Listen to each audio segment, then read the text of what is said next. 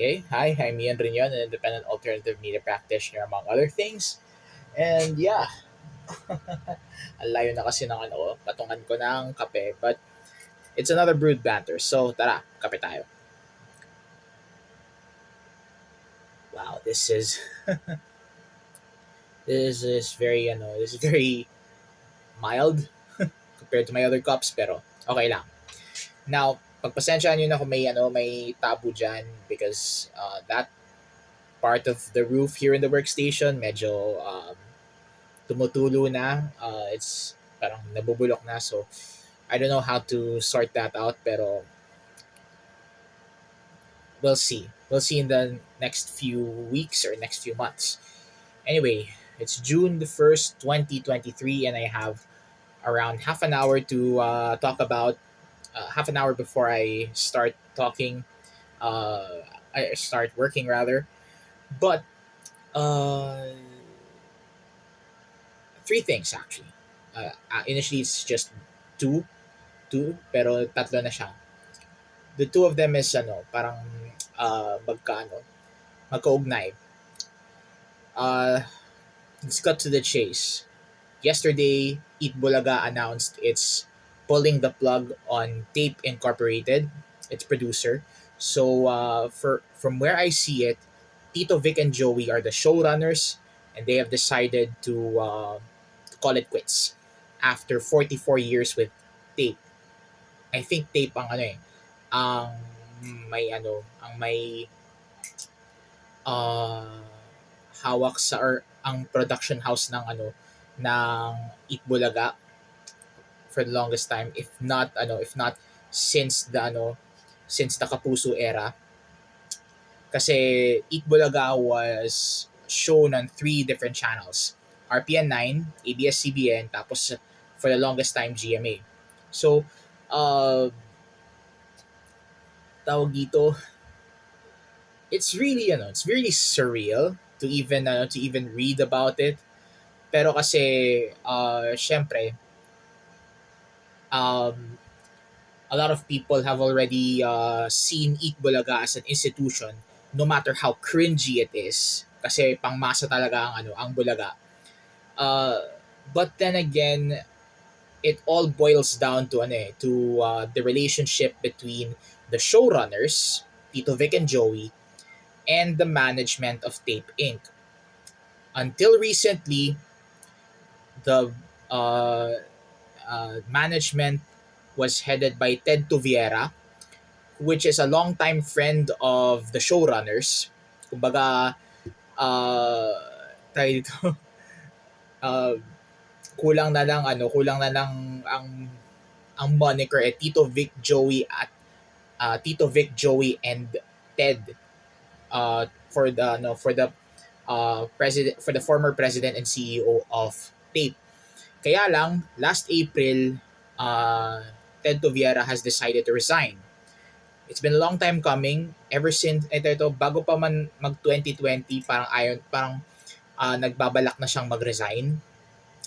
And the Halos Host family, uh, which runs Tape, uh, basically it's basically making sure that the ano that the company is still running. Kaya lang kasi ang nakikita ko dito, parang naging cash cow ang Eat Bulaga. Naging cash cow na nila ang Eat Bulaga. Uh, at the at the risk of, or not the risk, but at the at the expense of creative liberty uh, on the side of the showrunners, sila Tito Vic and Joey. Now, I'm saying na showrunners ang tatlo kasi they're basically the guys who started Eat Bulaga, and they're the main presenters of the show. Now, as someone who has a background in media studies, that and has a little bit of perspective about media production, siguro on YouTube na rin, naisip ko it's very complicated kasi uh, a show can go on, and I do think the show must go on, and that's also TVJ's uh, sabihin natin perspective, or that's what they wanted. The show must go on. Kaya lang mahirap uh, mahirap magpatakbo ng isang programa, especially if it's broadcasted on national television. Magastos siya. Dito pa nga lang sa YouTube na ito, it's expensive, not just money wise but also time wise, because time is also a resource actually. And it's just it's just it's just very surreal na it went to in it went bad this it went bad this quickly. Kaya lang nangyari na ang nangyari, and with with Eat Bulaga leaving tape, uh, the show would have to look for another producer. From what I know, and from what sources tell news agencies here, uh, meron ng prod house na sasalo sa Bulaga. If I'm not mistaken, yun yung production house na nag-produce dun sa Tropang LOL sa TV5. I'm not sure if it's gonna happen, pero it's possible. It's possible or even plausible na or it's plausible or even possible na lumipat ang Bulaga from mula sa 7 papuntang 5, from GMA to TV5. So pang-apat na ang TV5 sa mag-host ng or sa magkukupkop sa Bulaga. Kasi uh, nagsimula siya sa RPN, lumipat sa ABS, lumipat sa GMA, tas ngayon parang hindi sila sinisipa ng tape pero kusa na silang umalis.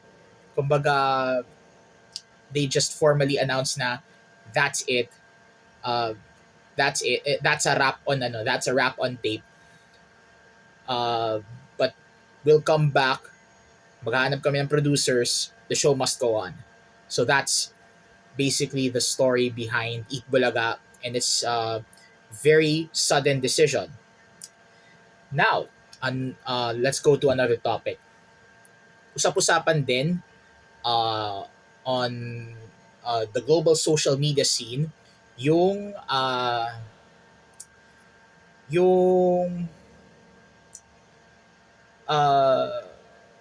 revelation nung singer na si Sia. Yes, the singer who sang Chandelier and all that other songs. She just revealed she is autistic. Now, whether she is doing this for clout or whether this is really legitimate or this is really a real diagnosis on her, uh, is still being debated. But the autistic community is remembers very well that she has not really offended, but she has caught the ire of the autistic community dahil dun sa sa pelikula niya na Music. And I have mentioned it in some of my videos regarding autism in the Autism in the Philippines series na or in the Autism in the Philippines series na or neurodiversity playlist for that matter na it's a shit show, and I call it the music shit show kasi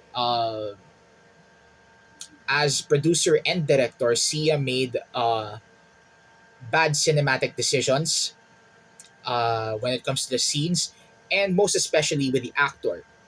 playing out the autistic character. I'm not going into details. It's up there on it's up there in the internet. Just look it out. But these new revelations that Sia is autistic is a little bit questionable personally. Kasi she has only divulged this 2 years after after her blunder, and she has done this perhaps to silence some of her critics. But then again, uh, uh, she stirred the hornet's nest. Kaya talagang maaalala ng um, mga autistic individuals na ganun ang ganun yung naging naging portrayal niya sa isang autistic character. And I am I am into the belief na pangit talaga yung yung pagkaka-execute niya dun sa. And that's the reason why I cannot blame autistic people who are questioning uh, Sia's alleged autism, and I can't also blame those who are still angry or still saying "F you, Sia, I don't care about your autism." And yeah, it's a very hot button topic in the autistic community, especially worldwide. But for autistic Filipinos, it's a very medium sized fish to fry.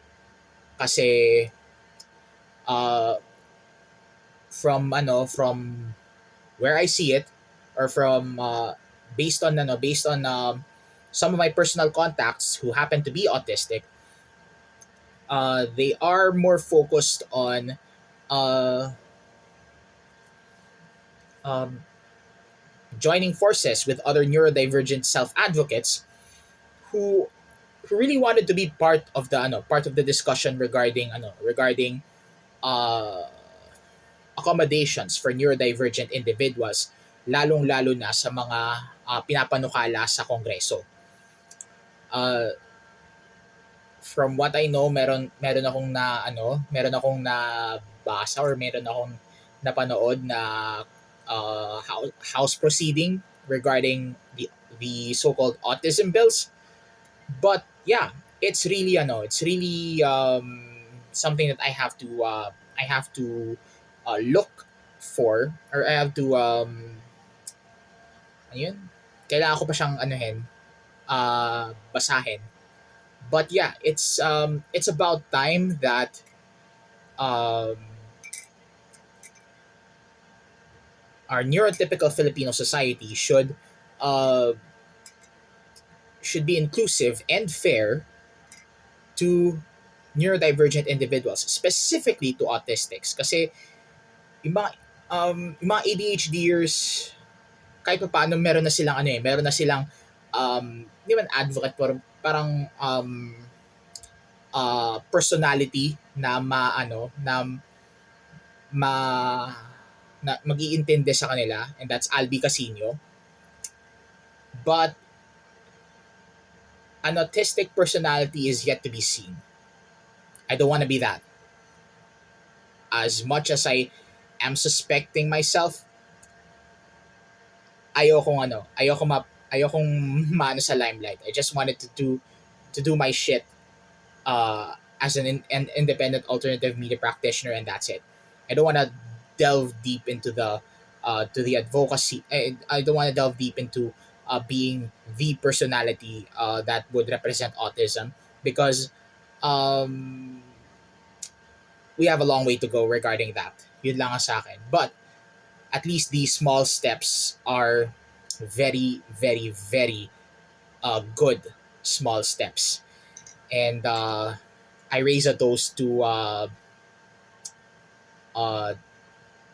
to the people who are uh, in the front, who are uh, not really in the front, pero I raise a toast to the people who are advocating for themselves and for the and for you know to make sure that autistic self advocates and other neurodivergent self advocates find the voice in themselves in society and they're not ridiculed.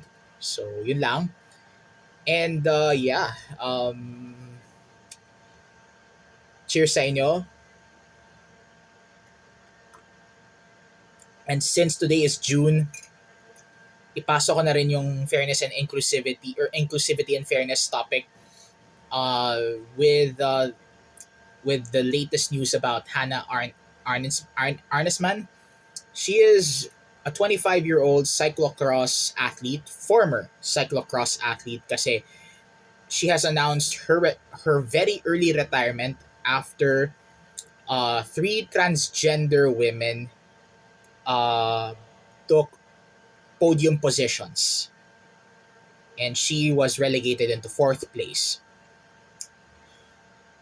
Now, tanggap na, I mean, ito, I have this reservation regarding inclusivity. Yes, we can include these people kasi tao pa rin sila, okay? Tao pa rin sila, they're human beings too, but uh, there's also this upper limit. There's this ceiling, kumbaga, when it comes to inclusivity. Kasi uh, Hannah Arnesman is just the latest of many female athletes who have decided to leave their sports because they're being uh, bested, for the lack of a better term, by transgender women. These trans people can still compete, of course, in their own category. Kasi kung isisiksik natin sila sa sa women's category,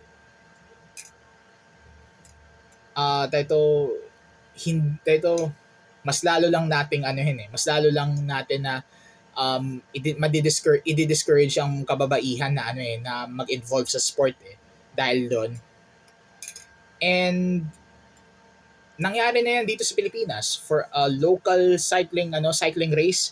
Parang 20-20 yata yun, or yung mga rematehan sa mga favorite cycling areas dito, specifically sa Luzon or even sa Mindanao. Either way, ang nangyari, there's this transgender competitor na nag-podium finish. Pero ironically, ang nag first place ito biological na babae pa rin. So I've already talked about that in my other video, in my previous video about smurfing. And yeah, uh, I can only say that smurfing is bad. Okay? Nire-reiterate ko na ngayon na smurfing is absolutely bad. So, yun lang. Again, when it comes to fairness and inclusivity, it goes hand in hand. It's a balancing act, kumbaga. You have to be fair, you have to be inclusive, but you also have to be fair. That's how things go.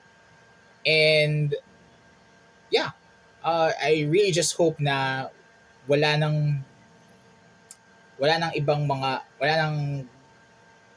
ibang incidents na mangyari na katulad nung kay Hannah Arnesman. Kasi ayoko sabing kawawa ang kababaihan, pero kasi that it's a pressing problem in the West. It's a pressing problem in the West, including transgenders in female or in their biological opposite races, and lalo sa mga female categories. It's just concerning. I'm not saying na trash the gays and all that shit. No, they have already been included. but there is a ceiling in inclusivity. Where inclusivity ends, fairness begins. And that's that's just my take. Anyway, shout out kay Mother Superior. Kamay niya yun nandyan. Anyway, with all that said, this is Intrepid and Riñon reminding you to, at all times, be the salt of the earth and the light of the world. Until then, look alive, stay alive, be kind to yourself and to each other, keep your coffee sweet and your comments salty. And as always, thank you for watching. From here in Intrepid HQ, see you next time. Ian out.